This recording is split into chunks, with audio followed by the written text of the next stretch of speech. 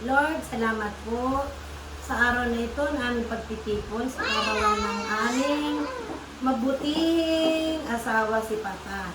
Sana po pagharian ng kanyang puso at marami pang birthday ang dumating sa kanya. Siya ay maging malusog palagi para kami ay mahabang panahon na ang pagsasama.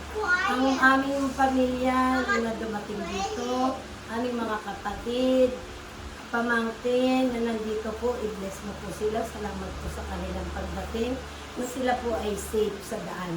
Thank you po. Basbasan niyo po ang aming grasyang pagsasalunan at sana po ay magbigay lakas sa bawat isa sa amin. Salamat po.